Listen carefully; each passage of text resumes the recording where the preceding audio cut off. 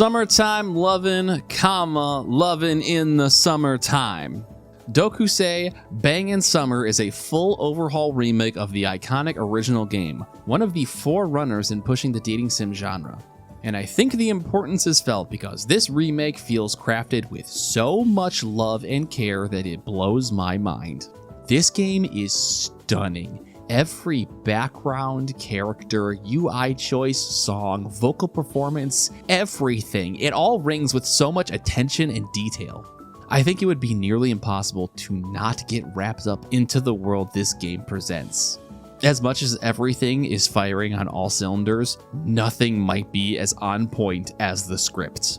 This might be the most I've ever smiled and laughed during a video game.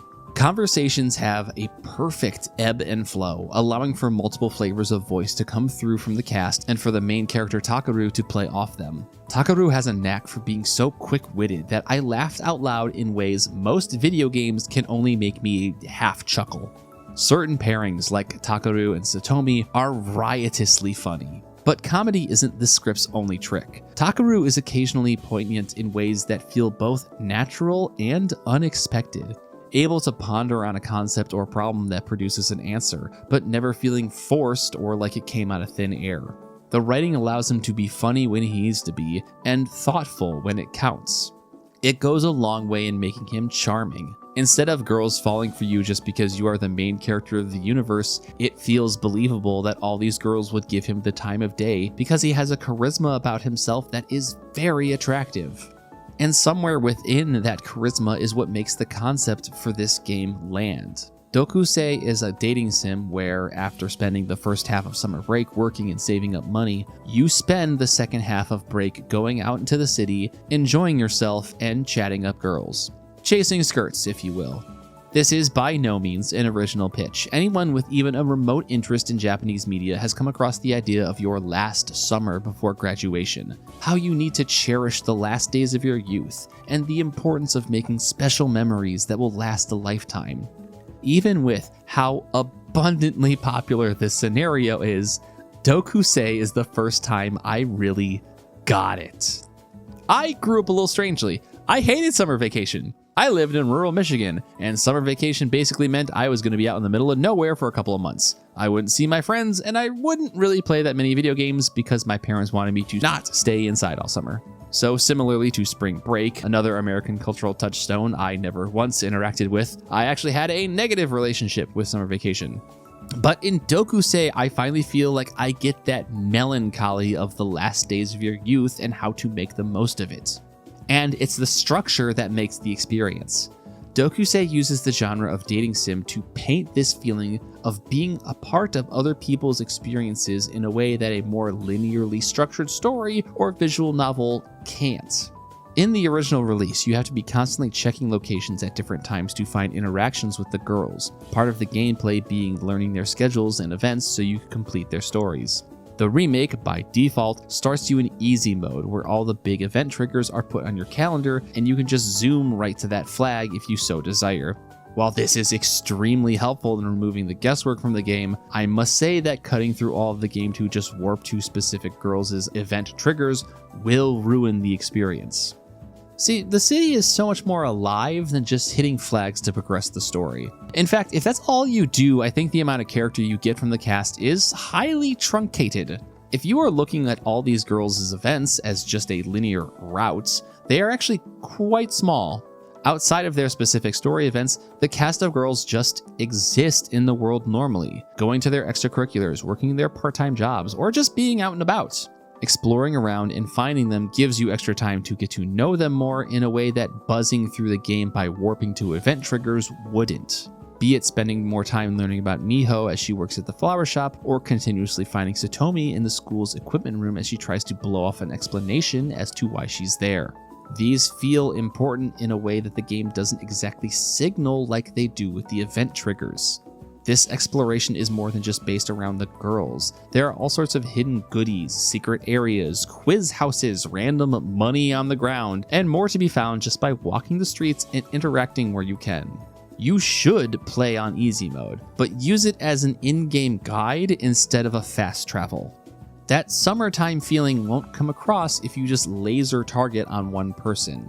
By interacting with everything and everyone, Takeru's last summer feels like it has those memories start to take place. Some of my favorite moments were the casual dates you go on, taking multiple girls to the coffee shop and just talking with them. Because the writing and character work is so strong, you feel like you could just stay there forever and just chit-chat. You want to experience what all the cast has to offer because almost everyone is drawn up so well that they are engaging to interact with. Also, you kind of have to. Certain routes will only unlock if you become friendly enough with other girls. Getting further with Mako requires you to be friendly with her sister, Ako. To advance with Misa, you need to go a certain amount down the path of her friend Miho. The inverse is also true. Finishing out some girls' routes will hard lock out others. I think the most fun I had was trying to do everything, realizing I got locked out of Hiromi's route by doing Reiko's route and thinking, okay, I'll keep that in mind for my next playthrough. If there is one issue I have with the game, it's that sometimes it reminds me that's an eroge.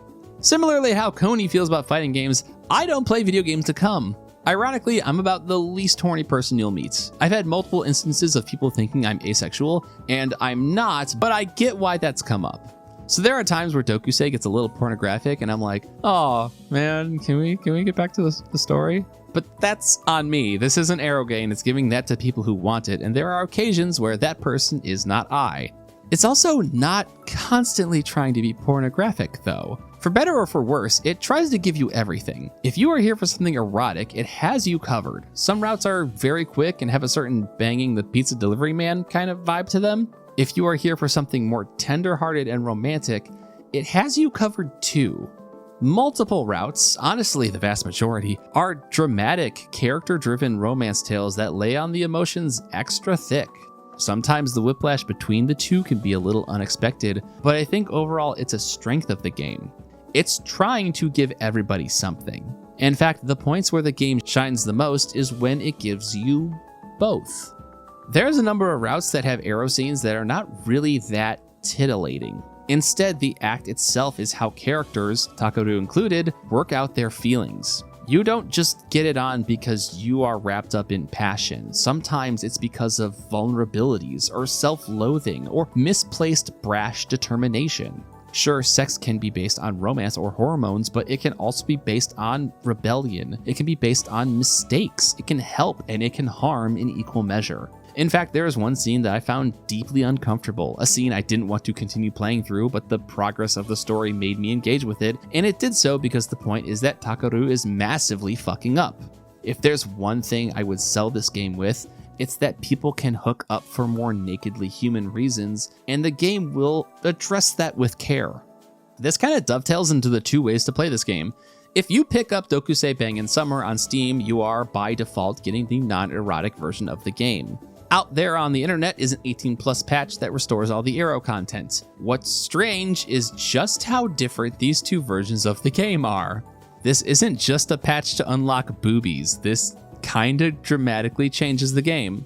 The Steam version and the 18+ version have different scripts, as the 18+ version is jam-packed with much more crass quips and boner comedy lines, whereas the Steam version is tamer and more artful about what it says.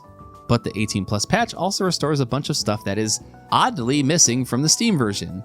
Certain backgrounds, like in the school, are completely missing people in the Steam version. In the 18+ version, you can get these restored, and sure, maybe the background for the swim team area has a naked woman in the corner, but I'm not sure why that wasn't removed or covered up, and literally instead, all the people are gone. The Steam version also removes CGs that are quizzically innocuous, while leaving other, more racy ones intact. In the Steam version, this CG with Mai and this CG with Akko are replaced with black screens despite having absolutely nothing censorable about them.